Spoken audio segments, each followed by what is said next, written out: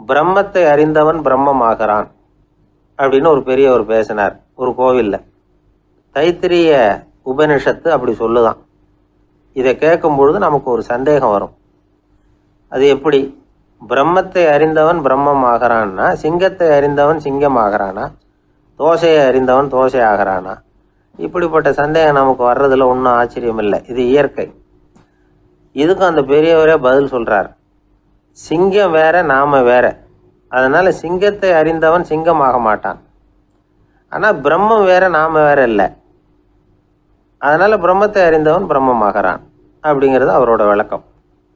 மனிதன் அவன்தான் தான் பிரம்மங்கிறது தெரியாதனால தான் அதை வேற எங்கேயோ தேடிட்டு இருக்கிறான். கடைசியில் அது தான் தாங்கிறது புரிஞ்சுக்கிற பொழுது அவன் பிரம்மம் ஆயிடுறான். இதை விளக்கிறதுக்கு ஒரு உபநிஷத்து கதையே இருக்குது. நமக்கு தெரிஞ்ச கதை தான், ஆனால் அதை வேற விதமான அர்த்தத்தில் விளையாட்டாக சொல்லிகிட்டு இருக்கிறோம். ஒரு சமயம் ஒரு 10 நண்பர்கள் ஒரு காட்டு வழியாக போய்கிட்டு இருக்கிறாங்க. குறுக்க ஒரு நதி, அதை கடந்து அடுத்த பக்கம் போகணும். எல்லாரும் ஒரு வழியாக கடந்து அடுத்த கரைக்கு போய் சேர்ந்துட்டாங்க. அங்கே போய் சேர்ந்ததுக்கு அப்புறம் எல்லாரும் பத்திரமா வந்து சேர்ந்துட்டோமா அப்படின்னு தெரிஞ்சுக்கிறதுக்காக எண்ணி பார்க்குறான் அந்த கூட்டத்து தலைவன். அவங்க மொத்தம் 10 பேர். ஆனால் அவன் எண்ணி பார்க்குறப்போ 9 தான் வருது. ஏன்னா அவன் தன்னை விட்டுவிட்டான். எதிரில் நிற்கிறவங்கள மட்டுமே எண்ணுறான். ஐயோ 10வது ஆள் எங்கேங்கிறான், பதறான். சரி நீ இரு, நான் எண்ணி பார்க்குறேன்னு சொல்லிவிட்டு இன்னொருத்தன் வந்து எண்ணுறான். அவனும் தன்னை விட்டுட்டு எண்ணுறான். 9 தான் வருது. எல்லாரும் கொய்யோ முறையோன்னு கத்த ஆரம்பிச்சிட்டாங்க. அந்த சமயத்தில் ஒரு பெரியவர் அந்த பக்கமாக வர்றார். என்ன விஷயம்னு விசாரிக்கிறார். 10வது ஆளை 6 அடிச்சுட்டு போட்டுது அப்படின்னு சொல்லி இவங்க அழறாங்க. சரி அழாதீங்க அப்படின்னு சொல்லி அந்த தலைவனை பார்த்து இப்படி வாங்குறார். வர்றான். இப்போ எனக்கு முன்னாடி ஒரு தரம் எண்ணு பார்க்கலாம்ங்கிறார். 1 2 3ன்னு ஆரம்பித்து 9ல் வந்து முடிக்கிறான். உடனே பெரியவர் நீ தான் அந்த 10வது ஆள் அப்படிங்கிறார். இது உண்மை. நாம தான் அது. நாம தான் நம்மளை வேற எங்கேயோ தேடிட்டு இருக்கிறோம். நாம் எங்கேயோ தேடிட்டு இருக்கிறோமே, அந்த பிரம்மம் நாம தான். இப்படி ஒரு பெரிய உண்மையை விளக்கிறதுக்காக தான் அப்படி ஒரு கதை சொல்லப்பட்டது. ஆனால் அதை வந்து நாம் வேறு விதமாக வேடிக்கையாக உபயோகப்படுத்திக்கிட்டு இருக்கிறோம். எப்படி தெரியுமா? ஒரு ஆத்தங்கரையில் ஒரு 10 பேர் முழிச்சுக்கிட்டே நின்றுக்கிட்டு இருந்தாங்களாம். அந்த பக்கமாக வந்த ஒருத்தன் ஏன் இப்படி முழிச்சுக்கிட்டு நிற்கிறீங்கன்னு கேட்டிருக்கிறான். எங்களுக்கு நீச்சல் தெரியாது, நாங்கள்லாம் அடுத்த கரைக்கு போய் சேரணும் அப்படின்னு நாங்களாம். சரி நான் கொண்டுட்டு போய் விடுறேன். எல்லாரும் அக்கறைக்கு போய் சேர்ந்த உடனே ஆளுக்கு ₹1 வீதமாக மொத்தம் ₹10 எனக்கு கொடுக்கணும் அப்படின்ட்டுருக்கான் இவன். சரின்னு ஒத்துக்கிட்டாங்க. இவன் ஒவ்வொருத்தராக கையை பிடிச்சி மெதுவாக ஆற்றுல இறக்கி அழைச்சிட்டு போயிட்டான். 9 பேரை கரை சேர்த்துட்டான். 10வது ஆள் பாதி ஆற்றுல போயிட்டு இருக்கிறப்போ திடீர்னு வெள்ளம் வந்துட்டுது. புடி நழுவி போச்சு. கையை விட்டுட்டான். வெள்ளம் அடிச்சுட்டு போட்டுது. அழைச்சிட்டு வந்தவன் நீச்சல் அடித்து தட்டு தடுமாறி கரைக்கு வந்து சேர்ந்துட்டான். கரையில் இருந்தவங்களுக்கு இந்த விஷயம் தெரியாது. இருந்தாலும் இவன் உடம்பு பூரா நனைஞ்சி கொஞ்சம் அதிகமாக மூச்சு வாங்க நின்றுக்கிட்டு இருந்தானா, ஏங்க ஏன் இப்படி மூச்சு வாங்குது, என்ன விஷயம் அப்படின்னு கேட்டாங்களாம்.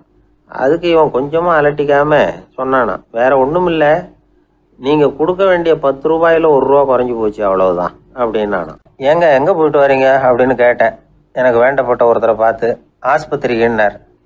எந்த ஆஸ்பத்திரிக்குன்னே? மாட்டு ஆஸ்பத்திரிக்குன்னார். என்ன விஷயம்னே? மாமனாருக்கு உடம்பு சரியில்லை, அதுதான் மாட்டு ஆஸ்பத்திரிக்கு போயிட்டு வரேன்னார்.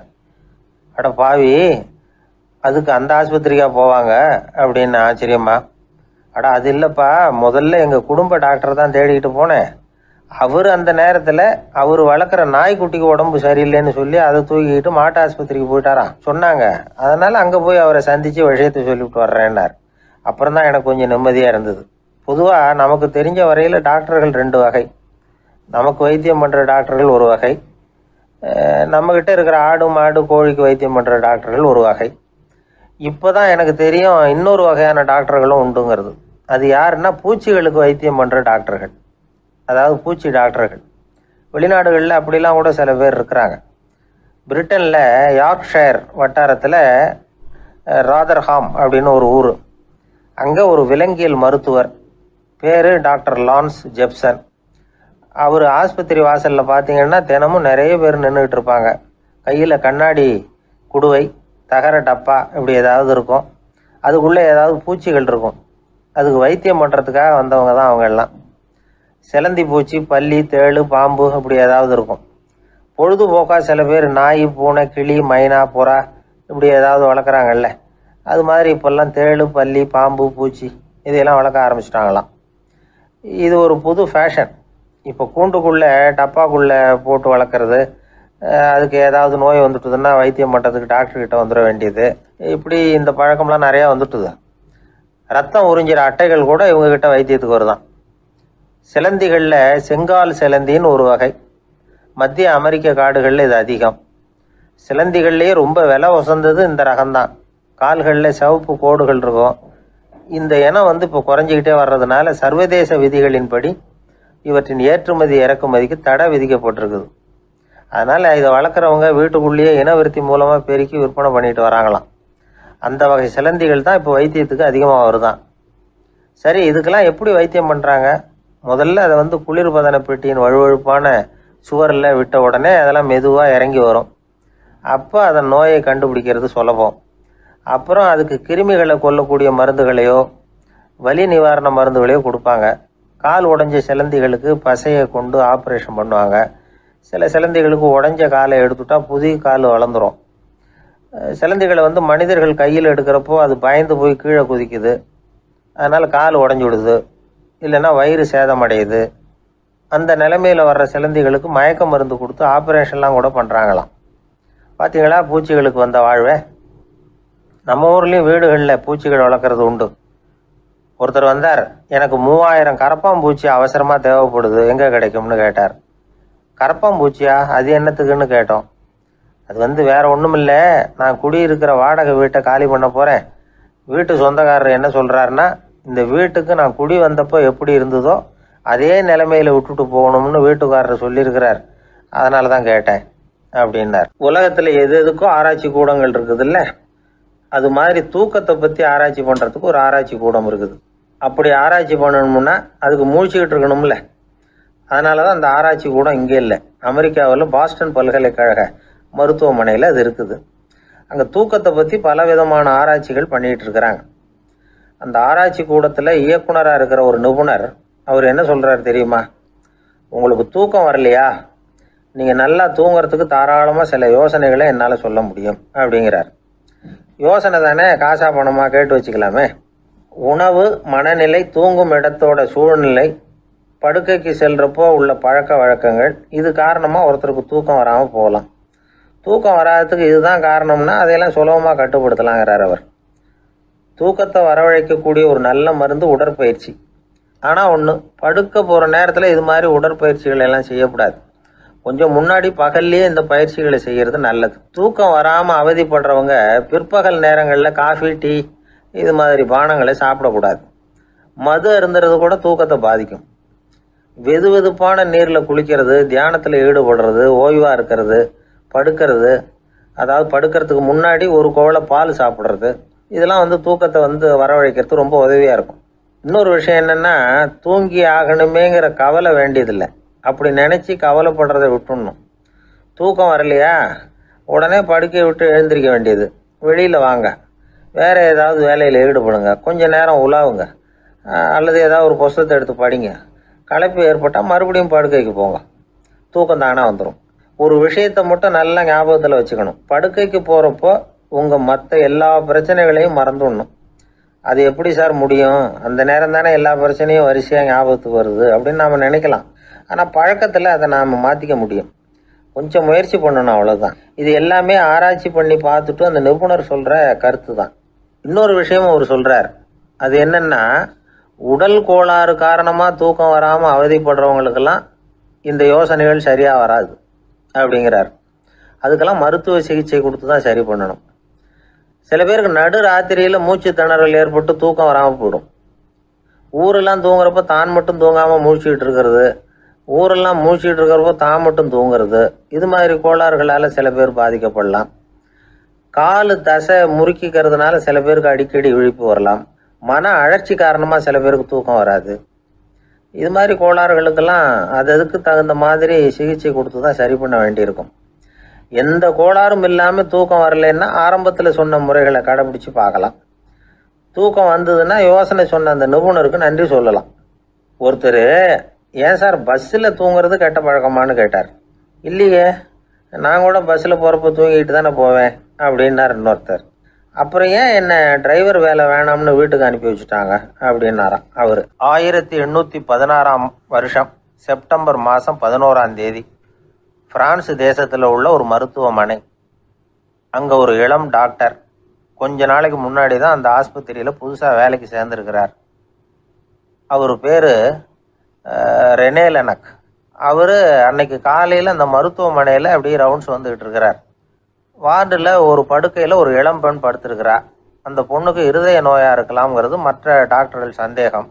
அந்த காலத்துல எல்லாம் ஒருத்தருடைய இருதய துடிப்பை தெரிஞ்சுக்கணும்னா நோயாளியின் மார்பில் டாக்டர் காதை வச்சு பார்த்து தான் தெரிஞ்சுக்கிறது வழக்கம். ஆனால் இந்த பெண்ணும் இளம் பெண், அந்த டாக்டரும் புதுசாக சேர்ந்துருக்கிறவர். அதனால் பரிசோதனை பண்ண தயங்கினார். கொஞ்ச நேரம் யோசனை பண்ணார்.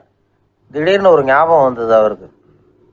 அதாவது அன்னைக்கு விடியற் காலையில் தோட்டத்தில் அப்படியே வாக்கிங் போயிட்டு இருந்தப்போ சின்ன பசங்கள்லாம் ஒரு மரக்கட்டையை வச்சு விளையாடிக்கிட்டு இருந்தாங்களாம். அதை இவர் பார்த்துருக்கிறார். அது என்ன விளையாட்டுனா, ஒரு நீளமான மரப்பலகை, அதில் ஒரு முனையில் ஒரு பையன் தன்னுடைய காதை வச்சுக்கிட்டு இருக்கிறான், மறுமுனையில் இன்னொரு பையன் அந்த மரப்பலகையை ஒரு ஆணியால் கீறிக்கிட்டு இருக்கிறான். ஒரு முனையில் ஆணியால் கீறும் பொழுது மறுமுனையில் காதை வச்சிருக்கிற பையனுக்கு அந்த சத்தம் துல்லியமாக கேட்குது. அந்த டாக்டருக்கு காலையில் பார்த்த இந்த விளையாட்டு ஞாபகத்துக்கு வந்துட்டுது. உடனே என்ன பண்ணார் தெரியுமா? ஒரு நீளமான காகிதத்தை எடுத்தார். அதை அப்படியே உருளை மாதிரி உருட்டினார். ஒரு முனையை அந்த நோயாளியின் மார்பில் இடது பக்கம் வச்சார், இன்னொரு முனையில் தன்னுடைய காதை வச்சார். என்ன ஆச்சரியம்! நோயாளியின் மார்பில் நேரடியாக காதை வச்சு கேட்குறத விட துல்லியமாக கேட்டுது இதய துடிப்பு. இதய துடிப்பு மட்டும் இல்லை, மூச்சு இழுத்து விடுறது, திரவ பொருள்களின் அசைவு, எல்லா சத்தமும் தெளிவாக கேட்குது. கிரேக்க மொழியில் ஸ்டெத்தாஸ் அப்படின்னா மார்பு, ஸ்கோப்பின் அப்படின்னா பார்ப்பதுன்னு அர்த்தம். அதனால் டாக்டர் ரெனே லெனக் தான் கண்டுபிடிச்ச கருவிக்கு ஸ்டெத்தஸ்கோப் அப்படின்னு பேர் வச்சார். அவரே முதல் மாடலையும் செஞ்சார். அளவு ரொம்ப பெருசாக இருந்தது, சுலபமாக எடுத்துகிட்டு போகிறது கஷ்டம், அது அவ்வளோ கஷ்டமாக இருந்தது அது. அதனால் அவரே அதை அப்புறம் 2 பிரிவாக தயார் பண்ணார். இது 2 துண்டையும் டாக்டர் தன்னோட கோட்டு பாக்கெட்டில் வச்சுக்கலாம், தேவைப்படுறப்ப எடுத்து ஒன்றா சேர்த்துக்கலாம். இப்படி தான் அவர் ஆரம்பத்தில் பண்ணார். தன்னுடைய இந்த கண்டுபிடிப்பை பற்றி அவர் ஒரு புத்தகம் எழுதினார். நிறைய விற்றுது, புகழும் பணமும் சேர்ந்தது. பணமும் புகழும் சேர்ந்தது மாதிரியே அவருக்கு ஒரு நோயும் சேர்ந்தது. அது என்ன நோயின்னு கண்டுபிடிக்கிறதுக்கும் அவர் கண்டுபிடிச்ச கருவி தான் உபயோகப்பட்டு தான். அவரே அதை கண்டுபிடிச்சார். அவருக்கு வந்திருந்தது காச நோய். 1826 வருஷம் ஆகஸ்ட் மாதம் 13ஆம் தேதி உலகத்தின் முதல் ஸ்டெதஸ்கோப்பை கண்டுபிடிச்ச டாக்டர் ரெனே லெனக் காலமானார். அவர் சாகிறதுக்கு முன்னாடி மரத்தால் செஞ்சு வச்சுருந்த ஸ்டெதஸ்கோப்பை தனக்கு வேண்டியப்பட்ட ஒரு டாக்டர்கிட்ட கொடுத்து, என்னுடைய சொத்துக்கள்லேயே ரொம்ப வசந்தது அப்படின்னு சொன்னாராம். அதுக்கப்புறம் 3 வெள்ளைக்காரங்க சேர்ந்து இந்த கருவியில் சில மாற்றங்களை பண்ணாங்க. ஆனால் 1829 லண்டனில் டாக்டர் நிக்கோலஸுங்கிறவர் ஒரு காதால் இதய துடிப்பை கேட்குறத விட டாக்டர் 2 காதாலையும் கேட்கறது தான் சரியாக இருக்கும் அப்படின்னு ஒரு கருத்தை வெளியிட்டார். அதுக்கப்புறம் ரொம்ப காலம் கழித்து 1852 ஜார்ஜ் காமான் அப்படிங்கிறவர் ரப்பர் டியூபுகளை உபயோகப்படுத்தி 2 காதாலையும் கேட்குற மாதிரி ஒரு புதிய வடிவத்தை அதுக்கு கொடுத்தார். அதுக்கு பிறகு அது படிப்படியாக எவ்வளவோ மாற்றங்கள் இருந்தாலும் ஆரம்பத்தில் டாக்டர் ரெனே லெனக் உருவாக்கின அடிப்படை மாடலை யாரும் மாற்றி அமைக்கலைங்கிறது தான் முக்கியமான விஷயம். நமக்கு தெரிஞ்ச ஒரு ஆஸ்பத்திரி, அதில் ஒரு நோயாளி, காலை நேரத்தில் நர்ஸு அந்த பக்கமாக போயிட்டு இருந்தாங்க. அதை பார்த்துட்டு ஒரு நர்ஸுன்னு கத்துறார். நர்ஸு அவசரமாக ஓடி என்ன விஷயம்னு கேட்டாங்க. சிஸ்டர், இங்கே பாருங்கள், உங்கள் டாக்டரை என் நெஞ்சில் ஒரு காதை வச்சு கேட்டுக்கிட்டு இருக்கிறார் அப்படின்னார் நோயாளி. சிஸ்டர் பதட்டப்படாமல், அதனால் என்ன, இந்த டாக்டர் பழமையான விஷயங்களில் ரொம்ப நம்பிக்கை உள்ளவர், அதனால் ஸ்டெதாஸ்கோப்பை உபயோகப்படுத்தாமல் காதை வச்சு கேட்குறார், அது ஒன்றும் தப்பு இல்லை அப்படின்னாங்களாம். ஐயோ, அதுக்காக இல்லை சிஸ்டர், இவர் என் நெஞ்சு மேலே தலையை வச்சது நேற்று ராத்திரி 9 மணி, இப்போ விடிஞ்சு போச்சு, இன்னமும் தலையை எடுக்கவே இல்லை, அதுக்காக தான் சந்தேகப்பட்டு உங்களை கூப்பிடுறேன் அப்படின்னாராம். எதிர்காலத்தை நினச்சா எனக்கு ரொம்ப பயமாக இருக்குது சார் அப்படின்னு சொல்கிறவங்க நிறைய பேர் இருக்கிறாங்க.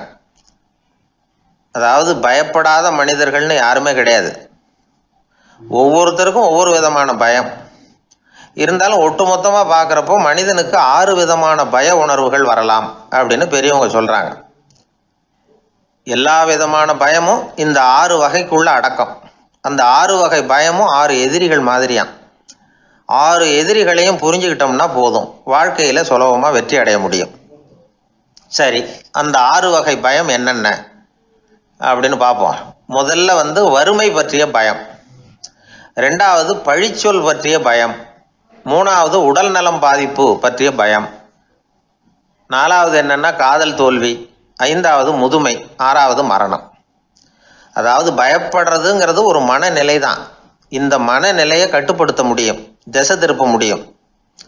சரி, இந்த பயங்களின் அறிகுறிகள் எப்படி இருக்கும்?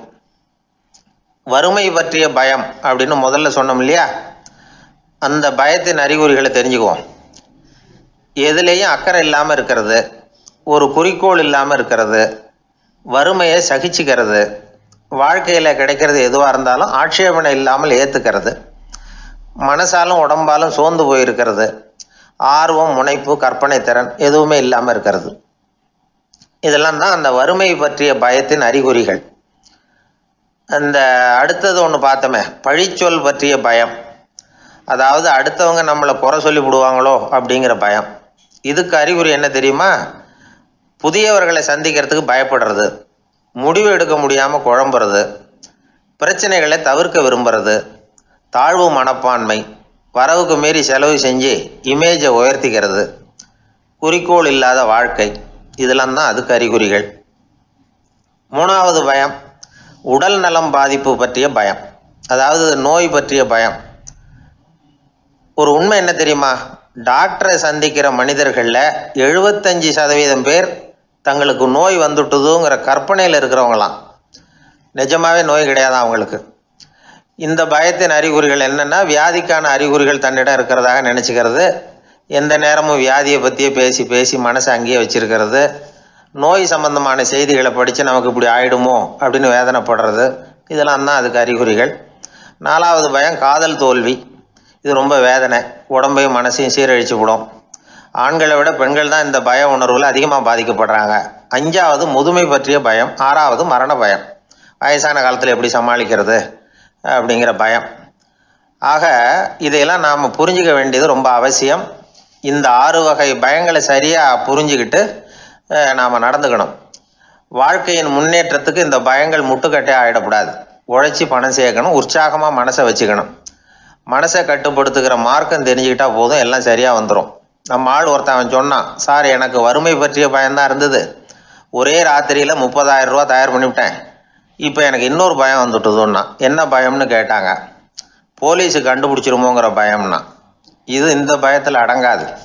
அதனால் அஞ்சி அஞ்சி சாவார், அஞ்சாத பொருள் இல்லை அப்படின்னு பாரதி சொன்னார் இல்லையா, அது மாதிரி பயத்தை புரிந்து கொண்டு அதற்கு தகுந்த மாதிரி நம்முடைய வாழ்க்கையை அமைத்து கொள்ள வேண்டும். அப்படி அமைத்து கொள்ளுகிறவர்களுக்கு வெற்றி நிச்சயம். அந்த காலத்துல எல்லாம் படிக்கிறதுங்கிறது எப்படி தெரியுமா? குருகுல வாசம் செஞ்சு படிக்கணும். ஆசிரியருங்கிறவர் ஆசிரமத்தில் இருப்பார். அங்கே போய் அவருக்கு தொண்டுகள் செய்யணும், துணிகள்லாம் துவைச்சி போடணும், தூங்கும்போது காலை பிடிச்சி விடணும், புழுக்கமாக இருந்தால் விசிறி மட்டை எடுத்து விசிறணும். அப்படியே அப்பப்போ அவர் சொல்லிக் கொடுக்குற பாடத்தையும் கற்றுக்கணும். அவர் சொல்லிக் கொடுக்குற பாடங்களை ஓலைச்சுவடிகளில் எழுதிக்கணும். இதுதான் குருகுல வாசம்ங்கிறது. இப்போ மாதிரிலாம் கிடையாது. ஆக குருகுல வாசம்ங்கிறது மனசையும் பண்படுத்தும், அறிவையும் பண்படுத்தும். அப்படி ஒரு பயிற்சி அது. அந்த காலத்தில் பஞ்சபாண்டவர்கள் ஒரு குருகுலத்தில் படிக்க போனாங்களாம். ஏற்கனவே அங்கே ஒரு 15 பேர் இருந்திருக்கிறாங்க. இவங்களையும் சேர்த்து மொத்தம் 20 பேர். எல்லாரும் ரொம்ப ஆர்வத்தோடு அங்கே தங்கி படிச்சுக்கிட்டு இருக்கிறாங்க. 2 வருஷம் ஓடி போச்சு. எல்லாரும் ஊருக்கு திரும்ப வேண்டிய நேரம். ஆசிரியர் ஒவ்வொருத்தராக கூப்பிட்டார். இது வரைக்கும் என்ன கற்றுக்கிட்ட அப்படின்னு கேட்டார். அவங்க தாங்கள் எழுதி வச்சுருந்ததை சொன்னாங்க, கற்றுக்கிட்டதை சொன்னாங்க. அங்கே படிக்க வந்தவங்க எல்லாருமே புத்திசாலிகள். அது மட்டும் இல்லை, பல பேர் அரச குடும்பத்தை சேர்ந்தவங்க, இளவரசர்களாக வேற இருக்கிறவங்க. அதனால் அவங்கக்கிட்ட அபாரமான கல்வி அறிவை எதிர்பார்த்தார். ஒருத்தன் வந்தான், தான் எழுதி வச்சிருந்த சரித்திர பாடம் பூராவையும் படித்து காட்டினான். இன்னொருத்தன் வந்தான், தான் எழுதி வச்சிருந்த பூகோள பாடம் பூராவையும் படித்து காட்டினான். இப்படி ஒவ்வொருத்தராக அவங்க படித்தது என்னங்கிறத படித்து காட்டிவிட்டு போனாங்க. கடைசியாக தர்மர் வந்தார், பேசாமல் நிற்கிறார். தன் கையில் இருந்த ஓலைச்சுவடி கேட்டால் அவர் பிரிக்கவே இல்லை. ஆசிரியர் இவர்கிட்ட தான் அதிகமாக எதிர்பார்த்தார். ஆனால் இவரும் பேசாமல் நின்றுட்டு இருக்கிறார். நீ என்ன கற்றுக்கிட்ட சொல்லு, ஓலைச்சுவடியை பிரித்து படினார் அந்த முனிவர். தருமர் அசையவே இல்லை. மெதுவாக சொன்னார், ஐயா, நான் கற்றுக்கிட்டது ஒன்றே ஒன்று தான். அதுதான் வாழ்க்கையில் எனக்கு ரொம்ப முக்கியமான பாடமாக அமையும் அப்படின்னார். என்னது, என்கிட்ட 2 வருஷ காலமாக படிச்சு விட்டு கடைசியில் கற்றுக்கிட்டது ஒன்றே ஒன்று தானா அப்படின்னார் முனிவர்.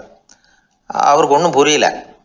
மற்ற மாணவர்களை விட இவர் பண்புகளில் உயர்ந்தவர், அறிவில் சிறந்தவர், வயசில் முதிர்ந்தவர். இவரே இப்படி சொன்னால் மற்றவங்க நிலைமை என்னத்துக்கு ஆறுது? அவங்க ரொம்பவும் கெட்டு போயிடுவாங்களே அப்படின்னு அவர் யோசனை பண்ணார். தர்மா, நல்லா யோசனை பண்ணி பதில் சொல்லு. 2 வருஷமாக நீ கற்றுக்கிட்டது என்ன அப்படின்னு தானே நான் கேட்குறேன். அதை கொஞ்சம் யோசனை பண்ணி சொல்லுன்னார் முனிவர் கொஞ்சம் கோபமா. தருமர் முகத்தில் எந்த மாறுதலுமே இல்லை. இல்லையா, 2 வருஷமாக நான் கற்றுக்கிட்ட முக்கியமான பாடம் ஒன்றே ஒன்று தான்னார். இப்போ அந்த முனிவருக்கு கோபம் அதிகமாக வந்துடுச்சு. ஏன்பா, உனக்கு வெக்கமா இல்லையா? உன்னை விட வயசில் குறைஞ்சவங்க எவ்வளவு பாடம் கற்றுக்கிட்டு இருக்கிறாங்க, எவ்வளவு விரிவாக அவங்க படித்து காட்டினாங்க. நீயும் கூட நிறைய குறித்து வச்சிருக்கிற போல இருக்கு, அதை ஏன் பிரித்து படிக்கக்கூடாது அப்படின்னார். ஐயா, நான் சொல்கிறது உங்களுக்கு ஏமாற்றமாக இருந்தால் என்னை மன்னிக்கணும். நான் ரொம்ப முக்கியமாக கற்றுக்கிட்டு இருக்கிறது ஒன்றே ஒன்று தான், மற்ற எதையும் சொல்கிறதுக்கு விரும்பலைன்னார். மாணவர்கள்லாம் சிரிச்சுட்டாங்க. முனிவருக்கு கோபம் அளவுக்கு மீறி வந்துட்டு ஓங்கி அரைஞ்சு விட்டார் தருமரை அவர் கன்னத்தில். தருமர் கண்ணை செவந்து போட்டுது, கண்கள் கலங்கி போச்சு. ஆனாலும் அவர் அமைதியை இழக்கலை, தலை குனிஞ்சு நிற்கிறார். இவருடைய புடிவாதம் முனிவருக்கு இன்னும் ஆத்திரத்தை உண்டாக்கி விட்டது. இன்னொரு கண்ணத்திலே அரைஞ்சார். எல்லாரும் பயந்து போய் அமைதியாக நின்றுட்டு இருக்கிறாங்க. முனிவர் கத்துறார், அப்படி நீ கற்றுக்கிட்ட அந்த முக்கியமான பாடம் தான் என்ன, அதையாவது சொல்லு அப்படின்னார். ஐயா, அதை மட்டும் ஒரு ஓலைச்சுவடியில் தனியாக குறித்து வச்சிருக்கிறேன், இந்தாங்க, இதை நீங்களே படித்து பாருங்கன்னார். தருமர் ஓலைச்சுவடியை நீட்டினார். முனிவர் அதை வாங்கி பிரித்தார், சத்தம் போட்டு படித்தார். என்ன எழுதியிருக்காருன்னா, எப்படிப்பட்ட சோதனை ஏற்பட்டாலும் நிதானம் இழந்து கோபத்துக்கு ஆளாகக்கூடாது அப்படின்னு. இதுதான் அந்த ஓலைச்சுவடியில் அவர் எழுதி வச்சிருந்தது. அந்த ஒரு கணத்திலேயே முனிவரும் எல்லா மாணவர்களும் தருமரை புரிஞ்சுக்கிட்டாங்களாம். அவர் கற்றுக்கிட்டது ஏட்டு சுரக்காய் இல்லை, வாழ்க்கையில் பயன்படக்கூடிய முக்கியமான அனுபவ பாடம். முனிவர் கண்களில் கண்ணீர். தருமரை அன்போடு கட்டி தழுவிக்கிட்டார். அப்புறம் சொன்னார், தர்மா, என்னை மன்னிச்சுரு, நீ மாணவன் இல்லை, ஆசிரியன். நான் இது வரைக்கும் தெரிஞ்சிக்காத அனுபவ பாடத்தை நீ இப்போ எனக்கு கற்றுக் கொடுத்துட்ட அப்படின்னு சொன்னாராம். அதனால் நிதானம் தவறக்கூடாதுங்கிறது ரொம்ப முக்கியமான ஒரு செய்தி. ஒரு ஆசிரியர் மாணவனை ஒரு கன்னத்தில் ஓங்கி அரைஞ்சுட்டார். இவன் நிதானம் தவறல, அமைதியாக நின்றுக்கிட்டு இருந்தான். அவர் ஒரு தடவை அரைஞ்சதும் எப்படி உன்னால் நிதானம் தவறாமல் இருக்க முடிஞ்சுது அப்படின்னு கேட்டாங்க நண்பர்கள். அவன் சொன்னான், நான் நிதானம் தவறி இருந்தா எங்கள் வாத்தியார் இன்னொரு கன்னத்துலேயும் அரைஞ்சிருப்பார், அது அதை விட பலமாக இருக்கும், அதனால தான் நான் அப்படி இருந்தேன் அப்படின்னு நானா. ஆக நாம் தெரிந்து கொள்ள வேண்டியது, வாழ்க்கையில் நிதானம் தவறாமல் இருக்க வேண்டும். அதுதான் வெற்றியின் ரகசியம். அந்த ஆளை கண்டா ஏன் இப்படி முகத்தை திருப்பிக்கிட்டு வர்றீங்க அப்படின்னு கேட்டார் ஒருத்தர் நண்பர்கிட்ட. எலெக்ஷனில் அவன் எதிர்த்து நின்னவன் சார், என்ன அவங்ககிட்ட நமக்கு என்ன பேச்சுவார்த்தை அப்படின்னாரான் ரொம்ப கோபமாக இவர். சரி, அந்த ஆள் யாருன்னு கேட்டேன். என் கூட பிறந்த தம்பி தான் சார் அப்படின்னார் அந்த கோபம் குறையாமல். அதாவது நம்ம ஊர் நிலவரம் இப்படி, அதாவது அண்ணனும் தம்பியும் எதிர்த்து நிற்பாங்க தேர்தலில், ஒருத்தர் கண்டா பேசிக்கிறது இல்லை. ஆனால் இங்கிலாந்தில் எப்படி தெரியுமா, அங்கே ஒரே மேடையில் போட்டி போடுற 2 வேட்பாளர்களும் பேசுவாங்களாம், பட்டிமன்றம் மாதிரி. ஒருத்தர் முதல்ல எழுந்திருப்பார், நான் இந்த தேர்தலில் வெற்றி பெற்றால் என்னென்ன செய்வேன் அப்படின்னு சொல்லிவிட்டு உட்காருவார். அதுக்கப்புறம் அடுத்தவர் எழுந்திருப்பார், அவர் சொல்லுவார், நான் வெற்றி பெற்றால் இந்த மக்களுக்கு என்னென்ன செய்வேன், இந்த நாட்டுக்கு என்னென்ன செய்வேன் அப்படிங்கிறத சொல்லிவிட்டு உட்காருவார். 2 பேரும் ஒரே மேடையில் பேசுவாங்க. மக்கள் 2 பேர் பேச்சையும் கேட்டுக்கிட்டு ஒரு முடிவுக்கு வருவாங்க. இதுதான் அங்கே உள்ள பழக்கம். இங்கே அப்படி இல்லை. இங்கே ஒருத்தர் பார்த்தாவே முகத்தை திருப்பிக்கிறது. ஒரு தடவை இது மாதிரி ஒரு கூட்டம் நடந்துகிட்டு இருக்கு அங்கே வெளிநாட்டில் தான். நேரத்துக்கு சரியாக ஒரு வேட்பாளர் சேரலை. இது இங்கிலாந்தில் நடந்த நிகழ்ச்சி. அப்புறம் என்னாச்சுன்னா, ஒருத்தர் வந்துட்டார், இன்னொருத்தர் சேரலை. அப்புறம் உடனே அந்த ஒருத்தர் வந்தவர் பேச ஆரம்பிச்சிட்டார். அதாவது அந்த இன்னொருத்தர் சார்பாகவே பேசிட்டாராம். அதாவது அவர் வரல, நான் அவர் சார்பாக நான் பேசிடுறேன். அதாவது அவர் ஜெயிச்சுட்டா அவர் என்னென்ன செய்வார் இந்த நாட்டுக்கு அப்படின்னு சொல்லி அவர் பக்கத்தில் உள்ள நியாயத்தை எடுத்து இவரே சொல்லிட்டாராம். இப்படிலாம் அங்கே நடந்துதான். இது எப்பேற்பட்ட தேர்தல் பண்பாடு பாருங்கள். அதனால் இன்னொரு விஷயம், இப்போ இங்கிலாந்துலாம் ஓட்டு கேட்குறப்ப வெற்றியா தோல்வியாங்கிறத ஓரளவுக்கு யூகிச்சுடலாமா. இப்போ ஒரு வேட்பாளர் ஒரு வீட்டுக்கு முன்னாடி போய் நின்று எனக்கு ஓட்டு போடுங்கன்னு கேட்குறாருன்னு வச்சுங்களேன், அதுக்கு என்ன பார்த்து செய்கிறோம், போயிட்டு வாங்க அப்படின்னு சில வீடுகளில் வாசலில் நின்னே சொல்லி அனுப்பிச்சிருவாங்களாம். வேறு சில வீடுகளில் எப்படின்னா, வேட்பாளரை வீட்டுக்குள்ளே கூப்பிட்டு காபி சாப்பிட சொல்லி உபசரித்து அதுக்கப்புறம் அனுப்பி வைக்கிறது வழக்கமாக. இதில் எந்த வீட்டு ஓட்டு நிச்சயம் தெரியுமா? வாசலில் நின்று வழி அனுப்பி வச்சுடுறாங்க பாருங்க, அவங்க ஓட்டு நிச்சயம். உள்ளே கூப்பிட்டு காப்பி கொடுத்து அனுப்புகிறாங்க பாருங்க, அவங்க ஓட்டு நிச்சயம் இல்லையா? சரி, அப்புறம் ஏன் அந்த உபசரிப்பு அப்படின்னு கேட்டால் அதுக்கு ஒரு காரணத்தை சொல்கிறாங்க. அதாவது அது ஒரு அனுதாபத்தை தெரிவிக்கிற முறையாம். ஐயோ பாவம், நாம் இவருக்கு ஓட்டு தான் போட போகிறதில்ல, எதையாவது செய்வோம், காப்பியாவது சாப்பிட்டு போகட்டும் அப்படிங்கிற எண்ணமா. இப்படி அந்த ஒரு பழக்கம். ஆக அந்த ஊரில் நிறைய காப்பி சாப்பிட்ணும்னு ஒருத்தர் ஆசைப்பட்டால் தேர்தலில் தோற்று போகிறதுக்கு தயாராக இருக்கணும். ஒரு சமயம் ஒரு ஊரில் தேர்தல் நடந்துதான். ஒரு தொகுதியில் நின்று தோற்று போன ஒருத்தர் கையில் ஒரு துப்பாக்கியோட ஊருக்குள்ளே சுற்றிக்கிட்டு இருந்தாராம். ஒரு போலீஸ்காரர் அவரை பார்த்துட்டு சந்தேகப்பட்டிருக்கார். அதனால் அவரை தடுத்து நிறுத்தி, என்ன இது துப்பாக்கியோட சுற்றுறீங்களேன்னு விசாரிச்சிருக்கார். இதுக்கு அவர் சொன்னாராம், சார், இந்த தொகுதியில் மொத்தம் 1,00,000 வாக்காளர்கள், அதில் எனக்கு 10,000 பேர் மட்டும்தான் எனக்கு ஓட்டு போட்டிருக்கிறாங்க. அப்படின்னா எனக்கு வேண்டாதவங்க இந்த தொகுதியில் 90,000 பேர் இருக்கிறாங்கன்னு அர்த்தம். இப்படி ஒரு சூழ்நிலையில் நான் என்னுடைய பாதுகாப்புக்கு ஆயுதம் இல்லாமல் நடமாடலாமா அப்படின்னு கேட்டாராம். எவ்வளவு எச்சரிக்கை பாருங்க. நம்ம ஊரில் சில பேர் ஓட்டு கேட்குற விதமே தனி. ஒருத்தர் ரொம்ப சாமர்த்தியமாக ஓட்டு கேட்பாராம். அவர் எப்படின்னா, ஒரு வீட்டுக்கு போகிறாருன்னு வச்சுங்களேன், அந்த நேரம் அந்த வீட்டுக்காரரு என்ன செஞ்சுக்கிட்டு இருக்கிறாரோ அதே வேலையை இவரும் கொஞ்ச நேரம் செய்வாராம், அவருக்கு ஒத்தாசையா. அதுக்கப்புறம் மெதுவாக பேச்சு கொடுப்பார், ஓட்டு கேட்பார், இது மாதிரி எலெக்ஷனில் நிற்கிறேன் கவனிக்கணும்னு. அது மாதிரி ஒரு தடவை அவர் போனப்போ அங்கே அவர் என்ன பண்ணிகிட்டு இருக்காரு, வீட்டுக்கு பின்னாடி மாட்டு கொட்டையில் பால் கறந்துக்கிட்டு இருக்கார் ஒரு பசுமாட்டுக்கிட்ட. அந்த வீட்டில் இவர் ஓட்டு கேட்க போனவர் இவர் ஓடி போய் இன்னொரு சொம்பை எடுத்துக்கிட்டு அதே மாட்டுக்கு இன்னொரு பக்கம் போய் உட்காந்துக்கிட்டு இவரும் பால் கறக்க ஆரம்பிச்சிட்டார். எதிர உட்காந்துட்டு இருக்காரு இவர் இந்த பக்கம் உட்காந்துருக்கார். கீழே கொஞ்சம் குனிஞ்சு பார்த்தா ஒருத்தர் முகத்தை ஒருத்தர் பார்க்கலாம். கொஞ்ச நேரம் ஆனதுக்கப்புறம் இவர் மெதுவாக அவர்கிட்ட பேச்சு கொடுத்தாராம்.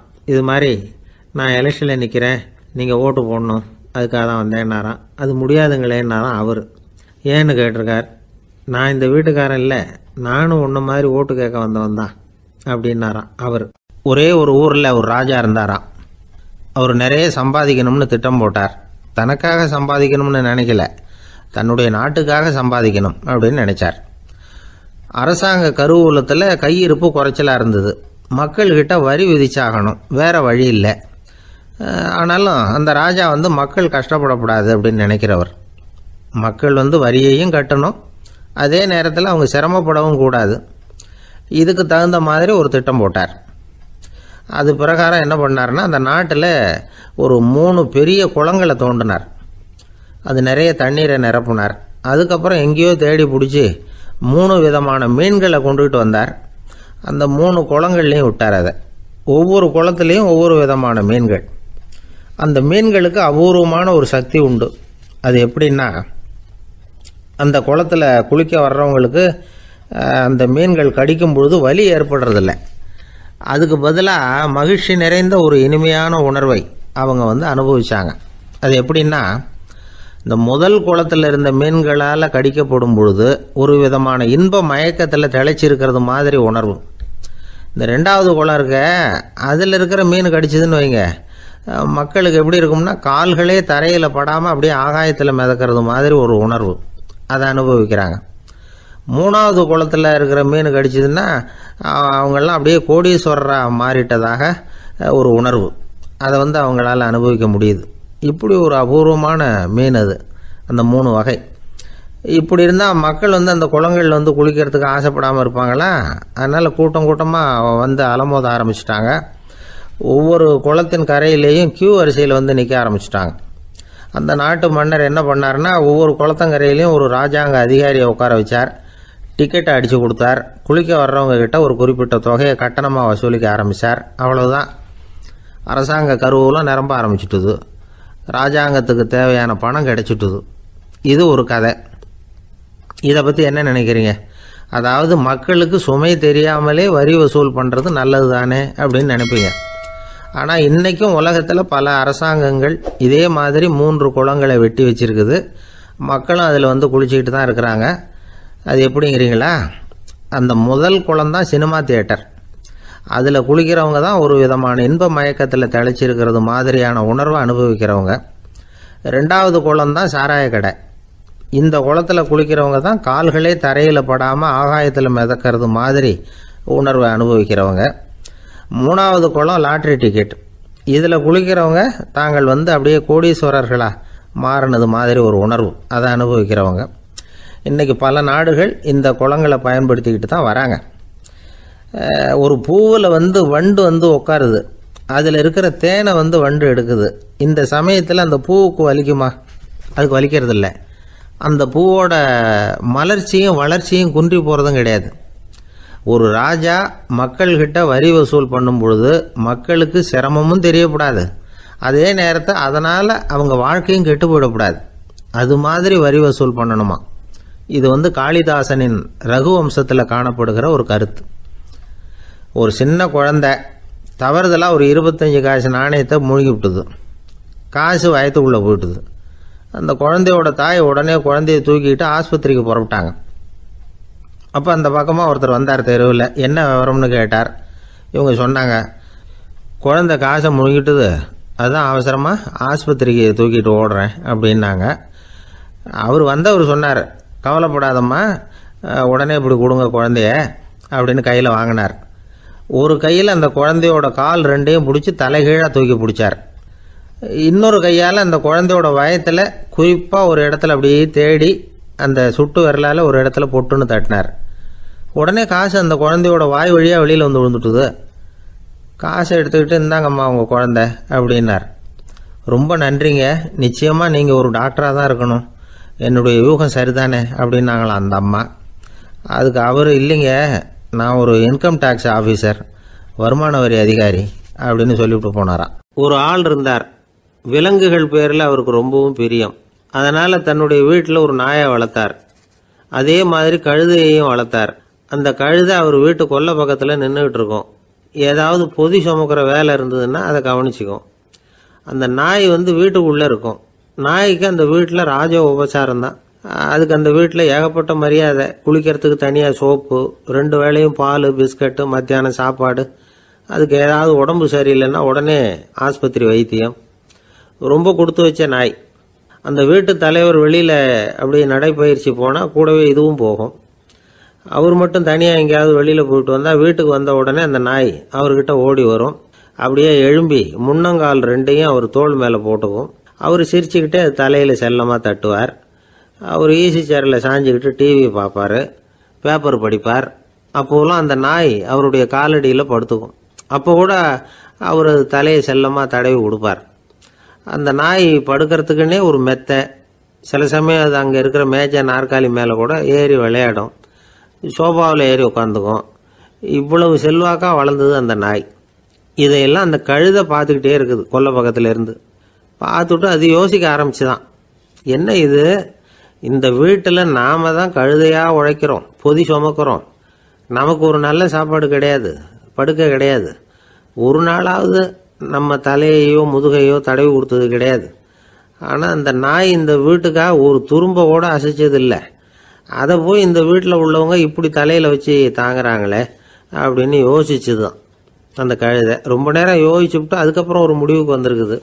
சரி, இனிமேல் நாமளும் அந்த நாய் மாதிரியே நடந்து பார்ப்போம், அது மாதிரியே பிஹேவ் பண்ணுவோம், அப்போவாவது நமக்கும் அந்த மரியாதை கிடைக்குதா பார்க்கலாம் அப்படின்னு ஒரு திட்டம் போட்டுது மனசுக்குள்ள.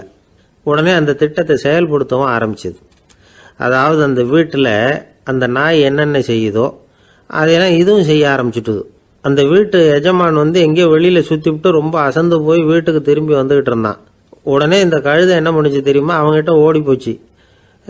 ஓடி போய் அந்த நாய் என்ன பண்ணுமோ அது மாதிரியே பண்ணிச்சு. அதாவது அந்த ஆள் தோள் மேலே தன்னுடைய முன்னங்கால் 2ஐயும் தூக்கி போட்டுவிடுது. அந்த ஆள் பயந்து போயிட்டான். அவனுக்கு ஒன்றும் புரியல, இது ஏன் இப்படி பண்ணுதுன்னு கொஞ்சம் ஒதுங்கி நின்னான். இது அவனை சுற்றி சுற்றி வருது, நாய் மாதிரி வாழை ஆட்டிக்கிட்டே சுற்றி சுற்றி வருது கழுதை. அவன் கிடுகிடுன்னு வீட்டுக்குள்ளே ஓடினான். இதுவும் பின்னாடியே ஓடிச்சு.